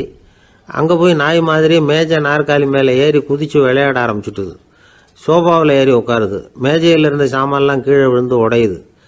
கழுதை மேஜை மேலே ஏறி குதிச்சா என்னத்துக்கு ஆகும்? அந்த ஆள் பார்த்தான், சரி இந்த கழுதைக்கு என்னமோ ஆயிட்டுது அப்படின்னு முடிவு பண்ணான். ஒரு நல்ல கயிறாக பார்த்து கொண்டான்னா அது கால்லையும் கழுத்துலையும் கட்டினான். தரன்னு இழுத்துட்டு போனான். அடித்து கொல்லை பக்கத்தில் கட்டி போட்டுட்டான். அண்ணன் ஆகாரம் எதுவுமே கொடுக்கல, பட்னி போட்டுட்டான். இப்போ அந்த கழுதை யோசனை பண்ணி பார்க்குதான், என்ன இது, நம்ம எஜமானுக்கு இன்னைக்கு என்ன ஆயிட்டுது இப்படி? அந்த நாய் பழகிறது மாதிரி தானே நாமளும் பழகணும். ஆனால் இந்த மனுஷன் நாயை அடிக்கலை, ஆனால் நம்மளை அடிக்கிறான். இப்படி கொண்டாந்து கட்டி போட்டானே, என்ன காரணமாக இருக்கும் அப்படின்னு யோசனை பண்ண ஆரம்பிச்சுட்டு தான் அந்த கழுதை. எதுக்கு இந்த கதைன்னா, இது மாதிரியே நாம கூட சில சமயம் யோசிக்கிறது உண்டாம். இயல்புலேருந்து மாறி நடக்க ஆரம்பிச்சிட்டோம்னா பல சமயங்களில் இப்படி யோசிக்கிறது மாதிரி தான் ஆயிடும். அதனால தான் ஒரு மனுஷன் எப்படி நடந்துக்கணுமோ அப்படி நடந்துக்கிட்டாதான் நமக்கு மரியாதை. வெறி நாய் கடிச்சுட்டா மனுஷன் அது மாதிரியே ஆயிடுறான். பார்த்தீங்களா, அவனோட இயல்பு மாறி போடுது. ஒருத்தனை பார்த்து இன்னொருத்தன் கேட்டானா, வெறி நாய் ஒன்று உன்னை கடிச்சுட்டா நீ என்ன பண்ணுவே அப்படின்னு கேட்டிருக்கான். நான் உடனே பேப்பரும் பேனாவும் கேட்பேன் நானா இவன். ஏன் உயில் எழுதுறதுக்கான்னு கேட்டிருக்கான் அவன். இல்லை, நான் யாரையெல்லாம் கடிக்கணும்னு ஒரு லிஸ்ட் தயார் பண்ணணும்ல, அதுக்காக அப்படின்னு நான். குடும்பத்தில் அப்படிலாம் இருந்து சமாளிக்கிறாங்க. குடும்பத்தில் ஒருத்தர் அனுசரிப்பு தன்மைங்கிறது ரொம்ப அவசியம். கணவன் மனைவின்னா அனுசரித்து போகணும்னு சொல்லுவாங்க. அதாவது ஒரு கணவன் அதுக்காக தான் அந்த காலத்துலலாம் ஒரு வீட்டுக்கு மாப்பிள்ளை தேடுறதுங்கிறது ஒரு பெரிய குடும்பத்தை நிர்வகிக்கிற அளவுக்கு ஒரு கணவனாக வரக்கூடிய எப்படி இருக்கணும் அப்படின்னா, அந்த காலத்தில் புலி வேட்டைக்கு போகணும். ஒரு பொண்ணுக்கு மாப்பிள்ளை தேடுறதுன்னா நம்ம தமிழ் பழக்கம் என்னென்னா, காட்டுக்கு போய் ஒரு புலியை வேட்டையாடிட்டு வரணும். அந்த புலி பல்லு அல்லது நகத்தை கொண்டுட்டு வரணும் அந்த இளைஞன். அதை வீட்டில் கொடுப்பான். அதை தான் கட்டி அதை இதாக கட்டுவாங்க, மாலையாக போடுவாங்க, தாலியாக கட்டுவாங்க. அதாவது வீரம் இருக்கா பையனுக்குன்னு பார்ப்பாங்க. ஒரு பொண்ணு வேணும்னா நீ முதல்ல வீட்டுக்கு பொண்ணு கேட்க போகக்கூடாது, காட்டுக்கு போகணும். போய் புலியை கொண்டு வா, அதுக்கப்புறம் தான் உனக்கு பொண்ணு அப்படின்னு சொல்லுவாங்க. இப்போவெல்லாம் ஏன் போகிறது இல்லைன்னா, இப்போலாம் ஒருத்தனை காட்டுக்கு போய் புலிப்பல் கொண்டு வான்னா புலி தான் மாப்பிள்ளையாக வரும். அதனால தான் இப்போ போகிறதில்ல யாரும் காட்டுக்கு. அப்போ பெண்களும் ரொம்ப வீரமாக இருந்தாங்க. பெண்கள் மூலம் அந்த காலத்தில் எப்படின்னா, முறத்தாலேயே புலியை துரத்துவாங்களாம். நம்ம பழைய பாட்டிலெல்லாம் பார்த்துருப்பீங்க, முறத்தால் புலியை விரட்டினாங்கன்னு வரும் பழைய பாட்டு. அந்த அளவுக்கு பெண்களுக்கு வீரம். இப்போ கல்யாணம் ஆகி இந்த காலத்தில் ஒரு கணவனை விரட்டிட்டு வந்தாங்களாம் முறத்தை எடுத்துக்கிட்டு. ஒரு மனைவி அவன் பயந்துட்டு வெளில ஓடி வரான். பின்னாடி முறத்தை எடுத்துகிட்டு அந்த அம்மா ஓடி வருது. இவனை தனியாக பிடிச்சி கொண்டு போய், என்னப்பா இந்த மனைவிட்டு இப்படி பயந்து ஓடி வரியே, முறத்தால் துரத்துறா இப்படி வரியே அப்படின்னு தான் அவன் அப்படியே தடுமாறிக்கிட்டு, அதெல்லாம் ஒன்றும் இல்லை, அவன் என்னை புலியாக நினைக்கிறா அப்படின்னு ஒரு பெருமையாக சொல்லிட்டானான். அந்த காலத்தில் புலியை தான் முறத்தால் விரட்டினாங்க, இப்போ புருஷனை விரட்டுறாங்க அப்படின்னு சொல்லி. அப்படி அந்த காலத்தில் கணவனுக்கு ஒரு குடும்பத்தை நிர்வகிக்கிற திறமை இருக்கா, உடல் வலிமை தான் முக்கியம். இப்போ கூட மதுரை பக்கத்தில் ஐயாவுக்கு தெரியும், அந்த இளவட்டக்கல்லுன்னு ஒரு ஊருக்கு ஊர் எல்லையில் கிடக்கும். ஊர் எல்லையில் ஒரு பெரிய கல் கிடக்கும். அந்த ஊருக்கு பொண்ணு கேட்க போகிறவங்க அந்த கல்லை தலைக்கு மேலே தூக்கி காட்டணும். அப்படியே தூக்கி தலைக்கு மேலே வசதி கீழே போடணும். அந்த வலு இருந்தால் தான் நீங்கள் அந்த ஊருக்குள்ளேயே போகலாம், பொண்ணு கேட்குறதுக்கு போகலாம். இல்லைன்னா நீ திரும்பி போக வேண்டியதான். அந்த வலிமை இருக்கா மாப்பிள்ளைன்னு பார்க்குறாங்க. இளவட்டக்கல்லுன்னு பேர். அப்போ என்ன பண்ணாங்கன்னா, ஒரு 1000 வருஷத்துக்கு முன்னாடி அந்த கல்லை தலைக்கு மேலே தூக்கி கீழே போடுவாங்களாம். ஒரு 500 வருஷத்துக்கு முன்னாடி அப்படி கொஞ்சம் தூரம் இடுப்பு அளவுக்கு தூக்கி கீழே போட்டுக்கிட்டு இருந்துருக்குறாங்க. அதுக்கப்புறம் ஒரு 100 வருஷத்துக்கு முன்னாடியெல்லாம் அப்படி முழங்கால் அளவுக்கு அப்படி தூக்கி போட்டால் போகிறோம்னு வச்சுருந்தாங்களாம். இப்போ நான் அந்த ஊருக்கு என் கூட பழனிசாமின்னு ஒருத்தர் இருக்கார். அவர் போய், உனக்கு எப்படிப்பா இந்த ஊரில் கல்யாணம் ஆச்சு அப்படின்னா, இப்போலாம் நாங்கள் தொட்டு கும்பிட்டா போகிறோம், அதை அசைக்கிறது கூட இல்லை. அப்படி ஆகிட்டுது. ஒரு குடும்பத்தை கணவனாக வரப்போகிறவனுக்கான தகுதி அந்த காலத்தில் அப்படி இருந்து தான். அப்படி கணவன் தேர்ந்தெடுக்கிறது, குடும்ப தலைவனை தேர்ந்தெடுக்கிறது ஒரு பெரிய காரியம். ஒரு பெரிய செல்வந்தர் போட்டி வச்சாராம். ஒரு நீச்சல் குளம், அதில் யார் வேணாலும் குதித்து அந்த பக்கம் போய் கரையேறலாம். அந்த நீச்சல் குளத்தில் விஷப்பாம்புலாம் கிடக்கு. யார் துணிஞ்சி அந்த விஷப்பாம்பு இருக்கிற குளத்தில் குதித்து அந்த பக்கம் போய் கரையேறானோ அவனுக்கு ஒரு 100 ஏக்கர் நிலம் கொடுப்பேன். அது வேண்டான்னா ஒரு 1000 ஆடு கொடுப்பேன். அதுவும் வேண்டான்னா என் பொண்ணை கொடுப்பேன் அப்படின்னு போட்டி வச்சார். அதான் மாப்பிள்ளையை தேர்ந்தெடுக்கிறதுக்கு அவர் ஒரு வழி, நீச்சல் குளத்தில் குதிச்சு கரையேறணும். இப்போ அந்த ஊரில் இருக்கிற இளைஞர்கள்லாம் பார்க்குறாங்க அந்த குளத்தில் குதிக்கணும்னு. ஆனால் குளத்தில் வெறும் விஷப்பாம்புலாம் கிடக்கு. இது என்ன பண்ணுறதுன்னு பார்த்தா யாருமே குதிக்கிறதுக்கு தைரியம் வரல. திடீர்னு ஒருத்தன் துணிஞ்சு குதித்தான். படபடன்னு அடிச்சுட்டு போய் அந்த பக்கம் கரையேறிட்டான். கரையேறின உடனே பரவாயில்லையே ஒரு ஆள் வந்துட்டான்னு சொல்லி அவனை அந்த இளைஞனை போய் பிடிச்சிட்டு வந்தாங்க. அந்த பெரியவர் கேட்டார், ஏப்பா இவ்வளவு பெரிய விஷப்பாம்பெல்லாம் கிடக்கிற நீச்சல் குளத்தில் நீ துணிஞ்சு குதித்து கரையேறி இருக்கிற, உனக்கு என்ன 1000 ஏக்கர் நிலம் கொடுத்துறவா, 100 ஏக்கர் நிலம் கொடுக்கவா சொல்கிறபடி அப்படின்னா, வேண்டாம் சார்ன்றான். ஓஹோ அப்படின்னா ஒரு 1000 ஆடு வேணுமா உனக்கு அப்படின்னா, அதுவும் வேண்டாம் சார். ஓ அப்படின்னா என் பொண்ணு வேணுமா அப்படின்னா, அதுவும் வேண்டாம் சாருங்கிறான். அப்புறம் எதுக்குடா குதிச்சுன்ட்டு, என்ன உனக்கு என்ன தான் வேணும் அப்படின்னு கேட்டிருக்காரு. என்னை எவன் பிடிச்சி தள்ளி விட்டவன்னு தெரியணும் அப்படின்ட்டுருக்கான். அதுக்காக அவன் பார்த்துருக்கான். அப்படி இருந்தால் தான் துணிச்சல் வரும் இந்த காலத்தில். எதுக்கு இவ்வளவு சங்கடம்லாம் வச்சாங்கன்னா, ஒரு குடும்பத்துக்கு தலைவராக வர வேண்டிய ஒரு ஆள், கணவனாக இருக்க வேண்டியவனுக்கு துணிச்சல் இருக்கா, தைரியம் இருக்கா அப்படிங்கிறது பார்க்குறதுக்காக இப்படிப்பட்ட தேர்வு முறைகள்லாம் வச்சுருந்தாங்க அந்த காலத்துலலாம். இப்போலாம் கல்யாணம் பண்ணுறது ஆளுக்கு நேரில் பார்க்காமலே கூட கல்யாணம் நடக்குது இன்டர்நெட்டில். இப்போ சர்டிஃபிகேட் கேட்குறாங்க, நோய் நொடி இல்லாமல் இருக்காரா பார், காட்டுக்கெலாம் போக வேண்டாம், நேராக ஆஸ்பத்திரிக்கு போய் ஒரு சர்டிஃபிகேட் வாங்கிட்டு வா, உனக்கு ஒன்றும் வியாதி இல்லைன்னு ப்ரூவ் பண்ணு, அதுக்கப்புறம் பார்த்துக்கலாம், மற்றதை பேசுவோம் அப்படின்னு சொல்லி அப்படி இருக்குது நிலைமை. அதனால் குடும்பத்தில் வந்து அந்த கணவனாக இருக்கிற வேண்டியவனுக்கு பொறுப்பு அதிகம். ஏன்னா எல்லாத்தையும் அனுசரித்து போக வேண்டியதாக வந்தான். மனித நேயம்ங்கிறத பற்றி சொல்லுவாங்க. மனித நேயம் ஏன்னா ஒரு கணவன் கணவனாக இருக்கணும், மனைவி மனைவியாக இருக்கணும். ஒரு மனுஷன் வந்து இன்றைக்கி வந்து மனிதனாக இல்லை, மனித நேயம் குறைஞ்சி போச்சு, எது குடும்ப உறவுகள்லாம் ரொம்ப மாறி போச்சுன்னு சொல்லலாம். இப்போ நாகரிகத்தில் அப்படி தான் இருக்குது. ஒரு இதில் ஒருத்தன் என்ன பண்ணியிருக்கிறான், ஒரு சின்ன பையனை கொண்டு வந்தானா, ஒரு சின்ன பையன் பக்கத்தில் இருக்கான். ஒரு பெரியவர் கேட்டிருக்கார், யாரப்பா அந்த பையன் அப்படின்னு கேட்டிருக்கார். இவன் சொன்னான்னா, இந்த பையன் எனக்கு தூரத்து உறவுன்னு இருக்கான்.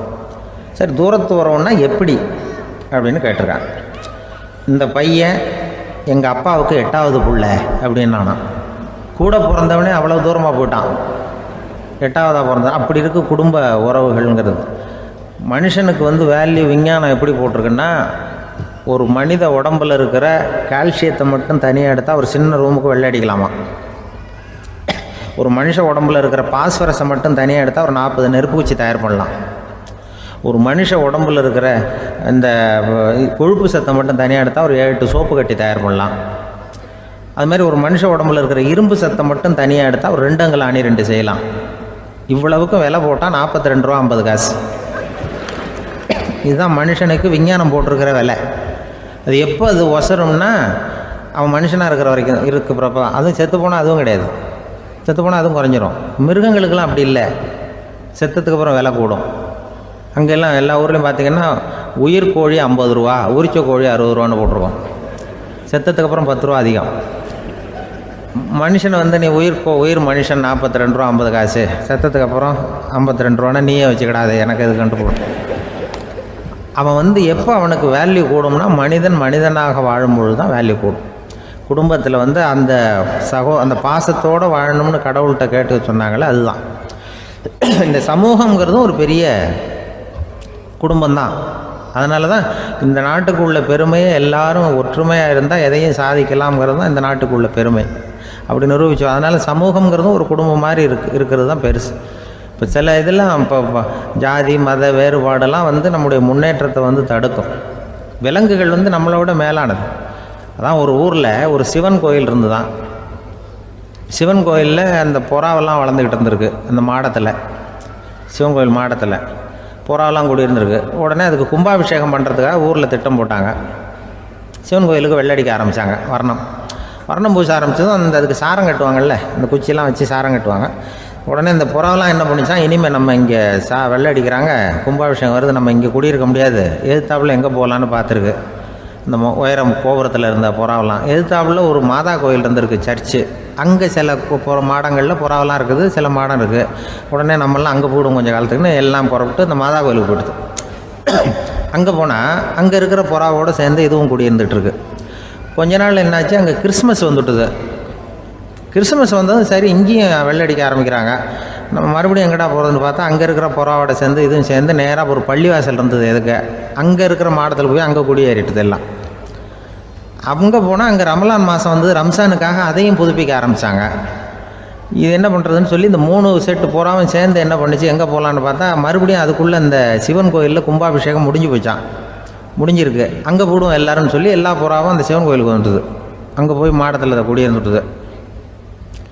அப்போ திடீர்னு ஒரு நாள் பார்த்தா ஒரே கலவரம் பூமியில் எல்லாம் ஒருத்தனை அருவாளை தூக்கிட்டு நிற்கிறான், குச்சி எடுத்து ஒருத்தனை சுட்டுக்கிறான். ஒரே கலவரம், சத்தம், ஒரே மத கலவரம் வந்துட்டுது ஊரில்.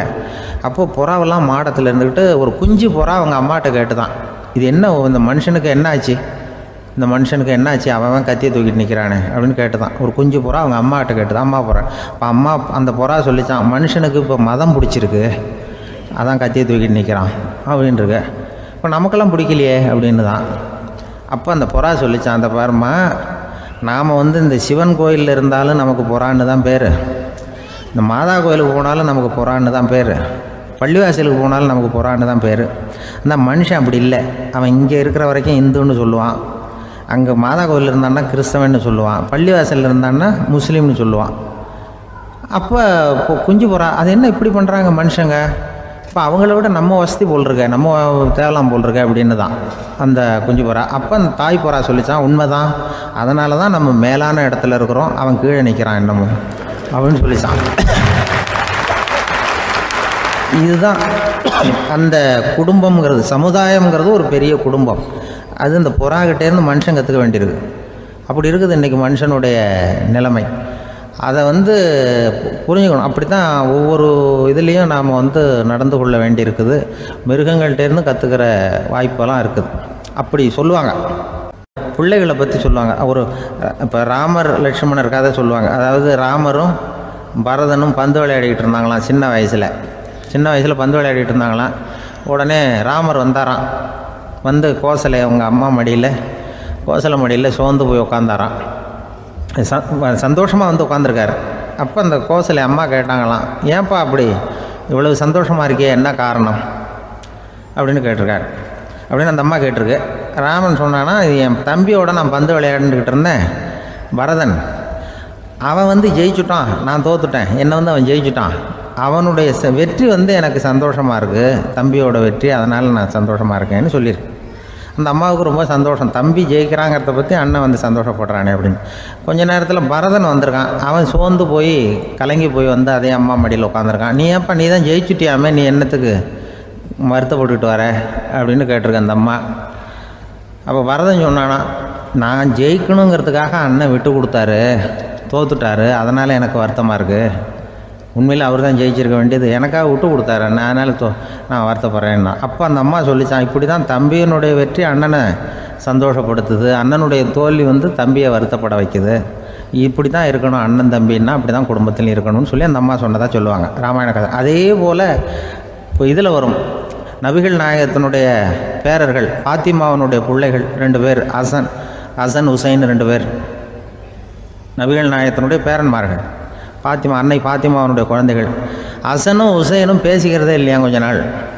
இந்த அம்மாவுக்கு அதை பார்க்குறாங்க, ஏதோ அண்ணன் தம்பிக்குள்ளே ஏதோ தகராறு போல் இருக்கு, ஏன் பேசிக்க மாட்டேங்கிறாங்க அப்படின்னு சொல்லி அந்த பிள்ளைகளை கூப்பிட்டு வச்சு அந்த அம்மா புத்தி சொல்லிச்சான். இதை பாருப்பா, நீ அண்ணன் தம்பிக்குள்ளே இது மாதிரி இருக்கக்கூடாது, உங்கள் பாட்டனார் ஒரு புத்திமதி சொல்லியிருக்காரு, உனக்கு தெரியுமா, ஒரு முஸ்லீம் இன்னொரு முஸ்லீமோடு 3 நாட்களுக்கு மேல் பேசாமல் இருந்தால் அது அவனை கொலை செய்வதற்கு ஒப்பாகும் அப்படின்னு நபிகள் நாயகம் சொல்லியிருக்கார், தெரியுமா உனக்குன்னு அந்த அம்மா சொல்லிச்சான்.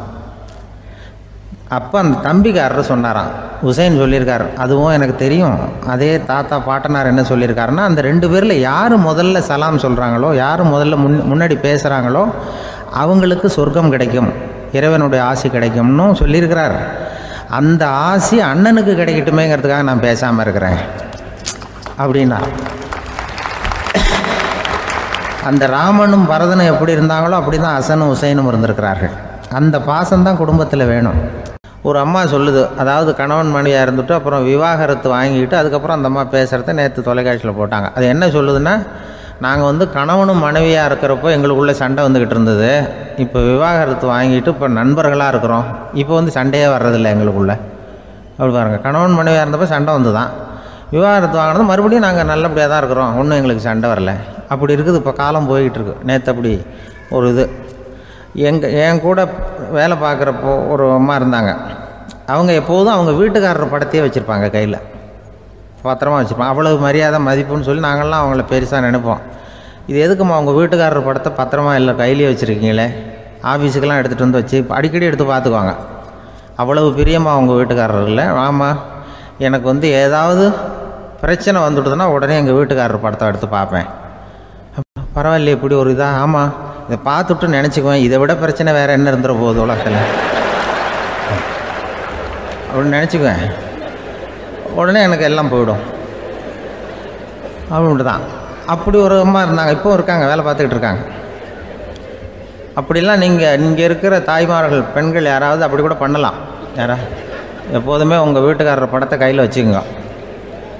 அது ஒரு யோசனை, குடும்பம் குதூகலமாக இருக்கிறதுக்கு அது ஒரு யோசனை. அதே மாதிரி இவங்களும் அவங்க படத்தை வச்சுக்கலாம். வச்சுக்கிட்டு பிரச்சனை வரும்பொழுது பார்த்துக்கணும், இதை விட நமக்கு என்ன வந்துட போகுது பெருசாக அப்படின்னு. அப்படி தான் இருக்கணும். குடும்பம் நல்லபடியாக இருக்கணும்னா அதுக்கு இப்போ சொல்லுவாங்க, கடவுளே ஒரு வீட்டு கணவன் வீட்டு தலைவர் கனவுல வந்தாராம். கடவுள் இது மாதிரி உன்னை விட்டுட்டு உங்கள் குடும்பத்தை உன்னையெல்லாம் விட்டுட்டு போக போகிறேன்னா, அதனால் ஏதாவது வரம் வேணும்னா கேட்டு போய் வாங்கிக்கோ அப்படின்னு கடவுள் சொன்னாராம் அந்த குடும்ப தலைவர்கிட்ட. அவருக்கு என்ன கேட்குறதுன்னு புரியல. கடவுள் விட்டுட்டு போகிறேங்கிறாரு, ஏதாவது வரம் கேட்டுக்கோ அப்படின்னு. நம்ம என்ன பண்ணுறது, என்ன கேட்குறதுன்னு ஒன்றும் புரியல, குழம்பிக்கிட்டு இருந்தான் அந்த ஆள் கனவில். இப்போ கடவுள் சொன்னாராம், சரி நீ ரொம்ப குழப்பமாக இருக்க, நாளைக்கு மறுபடியும் உன் கனவில் வரேன், அதுக்குள்ளே நீ முடிவு பண்ணி வை, உனக்கு என்ன வரம் வேணுமோ கேட்டு வாங்கிக்கோ, உனக்கு வரம் கொடுத்துட்டு நான் போயிடுறேன், உன்னை விட்டுட்டு போகிறதா நான் முடிவு பண்ணிட்டேன் அப்படின்ட்டுருக்காரு கடவுள். சரி ஒரு நாள் அவகாசம் கொடுங்க, நாளைக்கு நான் அதுக்குள்ளே முடிவு பண்ணி வைக்கிறேன்ட்டு அவர் வந்தார். மறுநாள் முழிச்சுக்கிட்டு மனைவி மகன் மக்கள் எல்லோரையும் கூப்பிட்டார், குடும்பத்தில் எல்லாரையும். இப்படி வாங்க, இது மாதிரி நேற்று கனவுல வந்தார் கடவுள், நம்மளை விட்டுட்டு போக போகிறாராம், என்ன வரம் வேணும்னு கேட்டு வாங்கிங்கோ அப்படின்னு போய் சொல்லிட்டார். என்ன கேட்குறதுன்னா அப்படின்னு அந்த கணவன் கேட்குறான். இந்த மனைவி சொல்கிறாங்க, என் உடம்பு பூரா நகையாக இருக்கணும் அப்படின்னு கேளு அப்படின்ட்டுருக்கு. அதுக்குள்ளே அந்த ஒரு பொண்ணு ஓடி அப்படிலாம் கேட்காதப்பா கடவுள்கிட்ட, இப்போ இருக்கிற சொத்து எவ்வளோ இருக்கோ அதுபோல் இன்னொரு பங்கு வேணும்னு கேளு அப்படின்னு. அந்த பையன் அவன் வேறு சொன்னான், அவன் அது நமக்கு இது போல் ஒரு 10 பங்காவது வேணும், 2 பங்களா கார் வேணும் அப்படின்னு அவன் ஒரு லிஸ்ட்டை கொடுத்தான். இவர் என்ன கேட்குறதுன்னு முடிவு பண்ணுறதுக்குள்ள அங்கே வேலை செய்கிற அம்மா, ஒரு வயசான அம்மா வந்திருக்கு, வேலை செய்கிற அம்மா. அது சொல்லிச்சான் இவர்கிட்ட, தப்பாரு கடவுள்கிட்ட அப்படிலாம் கேட்காதப்பா, நாளைக்கு வரும்பொழுது என்ன வர வேணும்னா எங்கள் குடும்பத்தில் எல்லாரும் அன்பாக இருக்கணும் பாசமாக இருக்கணும்னு கேட்டு வாங்கிக்கோ வரத்தை, அன்பு பாசம் குடும்பத்தில் எப்போதும் நிலவணும்னு கேட்டு வாங்கிக்கோ, வேறு எல்லாம் நம்ம பார்த்துக்கலான்னு அந்த பெரியம்மா சொல்லித்தான். மறுநாள் அதே மாதிரி படுத்து தூங்கினார். கடவுள் கனவுல வந்தார். கேட்கும்பொழுது இவர் சொன்னாராம், ஐயா எனக்கு எங்கள் குடும்பத்தில் நாங்கள் கணவன் மனைவி புள்ள குட்டி எல்லாம் பாசமாக இருக்கணும் அன்பாக இருக்கணும், இதுதான் எங்களுக்கு வர வேணும் அப்படின்னு கேட்டாராம். இவர் கேட்டதும் கடவுள் தலையை சொரிய ஆரம்பிச்சிட்டாராம். ஏன் என்ன யோசிக்கிறீங்கன்னு கேட்டிருக்காரு. நீங்கள் அன்பாக பிரியமாக இருந்தீங்கன்னா அப்புறம் ஏன் நான் உங்களை விட்டுட்டு போக போகிறேன், நான் ஏற்கனவே இல்லைங்கிறதுனால தான் உங்களை விட்டு போகலாம்னு முடிவு பண்ணியிருந்தேன். இப்போ நீங்கள் ஏற்கனவே பாசமாக இருந்தீங்கன்னா நான் இனிமேல் போக மாட்டேன், அதனால் ஏன் முடிவும் மாற்றிக்க வேண்டியது தான், உங்கள் கூட தான் இருக்க போகிறேன்னாராம். இப்படி ஒரு கதை சொல்லுவாங்க. அதனால் ஒரு குடும்பத்தில் அந்தந்த உறவு முறைகள் சரியாக இருக்கிற வரைக்கும் எல்லாம் நல்லாயிருக்கும். அங்கே தான் இறைவன் வாழும் இல்லம்ங்கிறாங்களே, அதுதான் அதில் அந்த குடும்ப தலைவருங்கிறவர் கணவன் அப்படிங்கிறதுனால அவருக்கு தான் பொறுப்பு. அவருக்கு நிறைய சகிப்புத்தன்மை வேணும், கோபம் வரக்கூடாது, யார் என்ன சொன்னாலும் போகணும். சில கணவன்மார்கள் எது சொன்னாலும் மனைவி தட்டுறதில்லை, அங்கே போனால் போவாங்க, எதுக்கு போக சொல்கிறேன்னு கேட்குறதில்ல, போகிறது, இங்கே வான்னா வர்றது. திருவள்ளுவர் மனைவி இருந்தாருன்னு சொல்கிறாங்கல்ல, அது மாதிரி. அது எப்படின்னா ஒருத்தர் சொன்னார், அது அப்படி இல்லை, அதுக்கு ஒரு கதை சொன்னார். ஹிட்லர் வந்தாராம் ஒரு தடவை, ஒரு பெரிய கப்பல் மேலே, கப்பலுடைய மேல் தளத்தில் ஹிட்லர் வந்துக்கிட்டு இருக்கார். ஒரு இங்கிலீஷ் கேப்டன் எதிரில் நிற்கிறான். அவனுக்கு பெரிய ஆச்சரியம், இந்த ஆள் எப்படி இப்படி ஒரு தனி மனிதனாக இருந்துக்கிட்டு உலகத்தையே இப்படி இந்த பாடுபடுத்துகிறார் அப்படின்னு சொல்லி, உன்னுடைய வெற்றிக்கு என்ன காரணம்னு கேட்டாராம் அந்த இங்கிலீஷ் கேப்டன். இப்போ ஹிட்லர் சொன்னாராம், என்னுடைய வெற்றிக்கு காரணம் என்கிட்ட வேலை செய்கிற ஊழியர்கள், நான் கிழிச்ச கோட்டை தாண்ட மாட்டாங்க, நான் என்ன சொல்கிறேனோ அதை உடனே செய்வாங்க, ஏன் எதுக்குன்னு எதிர்த்து பேச மாட்டாங்க, அதுதான் என்னுடைய வெற்றிக்கு காரணம் அப்படின்னு சொல்லி அதை நிரூபித்து காட்டுறேன் பார் அப்படின்னு சொல்லி கையை தட்டினாராம் ஹிட்லர். உடனே ஒரு சிப்பாய் எங்கேருந்து லெஃப்ட் ரைட் போட்டு சல்யூட் பண்ணி நின்னான். உடனே ஹிட்லர் சொன்னார், நீ அப்படியே இந்த கப்பல் மேல் தளத்துலேருந்து அப்படி கடலில் விழுந்து செத்து போடா அப்படின்னு பொத்துன்னு குதிச்சுட்டான். எதுக்கு சொல்கிறேன் என்ன இதில், உடனே குதிச்சு செத்து போட்டான். இவருக்கு பெரிய ஆச்சரியம் கேப்டனுக்கு. ஹிட்லர் சொன்னார், இதுதான் என்னுடைய வெற்றிக்கு காரணம், தப்பார் இன்னொருத்தனை கூப்பிட்றேன் அப்படின்னு தட்டினா இந்த பக்கத்துலேருந்து ஒருத்தன் வந்தான், லெஃப்ட் ரைட் நின்னா, நீ இப்படி குதிச்சு செத்து போடா அப்படின்னு பொத்துன்னு குதிச்சுட்டான். எதுக்கு போக சொல்கிறீங்கன்னு ஒன்றுமே கேட்கல, குதினா உடனே குதிச்சுட்டான். அப்போ ஹிட்லர் சொன்னார், இதே மாதிரி என்னுடைய ஒவ்வொரு ஊழியர்களும் இருக்கிறாங்க, நானும் ஊழியர்களை இழக்கிறதுக்கு தயாராக இல்லை, தப்பார் தயாராக இருப்பேன் எப்போதும், தப்பார் இன்னொருத்தரம் தட்டுறேன்னு இன்னொருத்தர் வந்தார். எதிர்த்தாப்புலேருந்து ஒருத்தன் லெஃப்ட் ரைட் சல்யூட் அடித்தான். நீயும் குதிச்சு செத்து போடான்ருக்கார் ஹிட்லர். இவனால் பொறுக்க முடியல, இந்த இங்கிலீஷ் கேப்டன் அனாவசியமாக ஒவ்வொருத்தனாக குதிச்சுட்றானேன்னு சொல்லி ஓடி போய் அவனை குதிச்சிட்டான். குதிக்கிறதுக்கு முன்னாடி பிடிச்சி தனியாக எடுத்துகிட்டு போட்டான். தனியாக எடுத்துகிட்டு போய் அந்த சிப்பாய்கிட்ட கேட்டாரான் அந்த இங்கிலீஷ் கேப்டன், ஏன்ப்பா அந்த ஆள் குதிக்க சொல்கிறான்னா நீ ஏன் எதுக்குன்னு கேட்குறது இல்லையா, உடனே குதித்து செத்து போகிறீங்களே, இதெல்லாம் என்ன அநியாயம் அப்படின்ட்டுருக்கான் அந்த இங்கிலீஷ் கேப்டன் கையை பிடிச்சிக்கிட்டு. உடனே அந்த சிப்பாய்க்கு கோவம் வந்துட்டு தான், உடையா கையை, இவன்ட்ட வேலை பார்க்குறத விட உழுந்து செத்து போகலான்னு நான் கொதிக்கிறான். நீ என்ன அனாவசியமாக எதுக்கே இருக்க சொல்கிறேன் அப்படின்னு சொல்லி குதிச்சுட்டானா. அதனால் இந்த உடனே சொல்கிறத செய்கிறாங்க பாருங்கள், அவங்கள நம்பக்கூடாது. கணவன்மார்களுக்கு ஒரு எச்சரிக்கை. சொல்கிறத உடனே செஞ்சுருவாங்க மனைவி. நீ அங்கே போனால் போங்க, வரணும் அது ஹிட்லர் மாதிரி நினைக்கிறாங்கன்னு அர்த்தம். இதுகிட்ட பேசிக்கிட்டு இருக்கிறத விட சொல்கிறத செஞ்சுட்டு போடுவோமே. அப்படி சமாளிக்கிற கணவன்மார்கள் உண்டு. குடும்பத்தில் அப்படிலாம் இருந்து சமாளிக்கிறாங்க. வாழ்க்கையில் வெற்றி பெற என்ன வழி? இது ஒரு முக்கியமான கேள்வி. இதுக்கு எல்லாரும் பொதுவாக சொல்கிற ஒரு பதில், உழைச்சா வெற்றி பெறலாம் அப்படிங்கிறது தான். வாழ்க்கையில் வெற்றி பெற உழைப்பு மட்டும் இருந்தால் போதாது, நேர்மையும் வேணும் அப்படிங்கிறார் பால் ஹாஃப்மேன். இவர் யார் தெரியுமா? இவர் ஒரு பெரிய பொருளாதார நிபுணர். 2வது உலகப் போர் முடிஞ்ச சமயம் அப்போ இவர் அமெரிக்காவின் நிதி ஆலோசகராக இருந்தார். தன்னுடைய வாழ்க்கையில் நடந்த பழைய நிகழ்ச்சி ஒன்று அவர் சொன்னார். இளம் வயசில் படித்து முடித்ததும் அவர் வேலை தேடிக்கிட்டு இருந்தாராம். அப்போது ஒரு கால்நடை வைத்தியர்கிட்ட போய் வேலை கேட்டிருக்கார். இவர் அங்கே போன சமயத்தில் அந்த டாக்டர் தன்னுடைய பழைய கார் ஒன்றை விற்பனை செய்யறதுக்காக வேற ஒருத்தர்கிட்ட பேரம் பேசிக்கிட்டு இருந்தார். வாங்க வந்தவர் இவர்கிட்ட அந்த காரை பற்றின விவரம்லாம் கேட்டுக்கிட்டு இருந்தார். கார் நல்ல நிலைமையில் இருக்குமா அப்படிங்கிற கவலை அவருக்கு. எல்லா விவரங்களையும் கேட்டுக்கிட்டு அவர் கடைசியாக சொன்னார், டாக்டர், இந்த காரை நீங்களே என்னுடைய ஊருக்கு ஓட்டிகிட்டு வர வேண்டியது. கார் எந்த ரிப்பேரும் ஆகாமல் என்னுடைய ஊருக்கு சேர்ந்துட்டுதுன்னா அங்கேயே நான் பணம் கொடுத்து இந்த காரை வாங்கிக்கிறேன் அப்படின்னார். நம்ம கார் அவ்வளோ தூரத்துக்கு வழியில் எந்த கோளாறும் இல்லாமல் போய் சேருமா அப்படிங்கிற சந்தேகம் டாக்டருக்கு. அவர் என்ன செஞ்சார் தெரியுமா? தன்கிட்ட வேலை கேட்டு வந்திருந்த இளைஞர் பால் ஹாஃப்மேனை கூப்பிட்டார். அவர்கிட்ட சொன்னார், இதை பாருப்பா, இந்த காரை நீ அவருடைய ஊர் வரைக்கும் நல்லபடியாக ஓட்டிகிட்டு போய் சேர்த்துட்டீன்னா உனக்கு நான் வேலை கொடுத்து விட்றேன். அது மட்டும் இல்லை, காரு விற்கிற தொகையில் கமிஷனும் கொடுக்குறேன், என்ன சம்மதமா அப்படின்னு கேட்டார். ஹாஃப்மேன் யோசனை பண்ணார். அதுக்கப்புறம் சரின்னு சொல்லி சம்மதிச்சார். கொஞ்ச நேரத்தில் அவரும் கார் வாங்க வந்தவரும் புறப்பட்டாங்க. இவர் ரொம்ப சிரமப்பட்டு வழியில் எங்கேயும் நிறுத்தாமல் காரை ரொம்ப சாமர்த்தியமாக ஓட்டிகிட்டு போய் சேர்த்துட்டார். இவரை அழைச்சிக்கிட்டு வீட்டுக்குள்ளே போனார். அப்புறம் கேட்டார், இதை பாருப்பா, இப்போ சொல்லு, இந்த காரோட நிலைமை இப்போ எப்படி இருக்குது? உண்மையிலேயே இது நல்ல நிலைமையில் இருக்குதா? உன்னுடைய மனசாட்சிப்படி பதில் சொல் அப்படின்னார். இவரும் உடனே காரு நல்ல நிலைமையில தான் இருக்குது அப்படின்னு சொல்கிறதுக்கு வாயை திறந்தார். அதுக்குள்ளே பார்வை எதிரில் உள்ள சுவர் மேலே பட்டுது. அங்கே இயேசுநாதர் படம் ஒன்று மாட்டியிருந்தாங்க. அதுக்கு அடியில் எழுதியிருந்த வாசகம் என்னன்னா, நீ பேசும் ஒவ்வொரு வார்த்தையையும் இயேசு கவனித்து கொண்டிருக்கிறார் அப்படின்னு இருந்தது. அந்த வரிகளை பார்த்தார். உடனே காரு சரியில்லை அப்படிங்கிற உண்மையை சொல்லிவிட்டார். இவர் இப்படி சொன்னதும் இவரை ரொம்ப ஆச்சரியமாக பார்த்தார். இவர்கிட்ட இருந்த நேர்மை அவரை சிந்திக்க வச்சது. உன்னுடைய நேர்மையை பாராட்டுறேன், உனக்கு கமிஷன் கிடைக்கணுங்கிறதுக்காகவே நான் இந்த காரை வாங்கிக்கிறேன்னார். இப்போ அவர் திகைச்சு போய் நின்னார். மறுபடியும் அவர் சொன்னார், நீ காரை ஓட்டிகிட்டு வரும்பொழுதே உன்னுடைய திறமையை பார்த்தேன், உனக்கு விருப்பம் இருந்தால் நீ என்கிட்டயே வேலைக்கு சேர்ந்துடலாம் அப்படின்னார். பால் ஹாஃப்மேன் அவர்கிட்ட வேலைக்கு சேர்ந்தார். படிப்படியாக முன்னேறினார். கடைசியில் பார்த்தீங்கன்னா அமெரிக்காவினுடைய நிதி ஆலோசகராக ஆனார். அதுக்கப்புறம் அவர் அந்த பழைய சம்பவத்தை எப்பவும் மறக்கிறதில்ல, அடிக்கடி சொல்கிறது உண்டு. அதனால் இதிலேருந்து நாம் தெரிஞ்சுக்க வேண்டியது என்னென்னா, வாழ்க்கையில் முன்னுக்கு வரணும்னா உழைப்பு மட்டும் போதாது, நேர்மையும் வேணும். ஆனால் இந்த காலத்தில் சிலருடைய நேர்மை நமக்கு ஆச்சரியமாக கூட இருக்கும். ஒருத்தர் புஸ்தக கடை வச்சுருந்தார். ரொம்ப நேரமாக தேடி ஒரு புத்தகத்தை கையில் எடுத்தார். அதுக்கு பில் போட சொன்னார். அந்த புத்தக கடைக்கு வந்த இன்னொருத்தர் பில் போடுறவர், சார் இந்த புத்தகம் மகா அறுவை, மகா மட்டம், இது வேணாம் உங்களுக்கு, வேற ஏதாவது ஒன்று பாருங்கன்னார். புத்தக கடை வச்சிருக்கிறவரே இப்படி சொன்னார். வாங்க வந்தவர் இவர் ஆச்சரியமாக பார்த்தார். உங்கள் நேர்மையை பாராட்டுறேன், அது சரி, இந்த புத்தகத்தை ஏற்கனவே நீங்கள் படித்து பார்த்துட்டீங்களான்னு கேட்டார். அதை படித்து வேற பார்க்கணுமான்னார். அப்புறம் எப்படி இது மகா மட்டம்னு சொல்கிறீங்க அப்படின்னார். அதை எழுதினவனே நான் தான் சார் அப்படின்னார் அவர். இது ஒரு விதமான நேர்மை, நேர்மையை ஒத்துக்கிறது. எப்படி இருந்தாலும் வாழ்க்கையில் உழைப்பும் நேர்மையும் உயர்வதற்கு வழிகள். உழைப்பை விட நேர்மை முக்கியம் அப்படிங்கிறத புரிந்து கொண்டால் வாழ்க்கையில் வெற்றி நிச்சயம். ஒரு பூங்கா, அங்கே ஒருத்தர் நின்றுட்டு இருக்கிறார். நின்றுக்கிட்டே ஏதோ ஆழ்ந்த யோசனையில் இருக்கிறார். அந்த பக்கமாக இன்னொருத்தர் வந்தார். இவரை கவனித்தார். என்ன யோசனைன்னு கேட்டார். எப்படி எழுந்திருக்கிறதுன்னு யோசனை பண்ணிகிட்டு இருக்கிறேன்னாரு அவர். கேட்டவருக்கு ஒரு மாதிரி ஆயிட்டுது.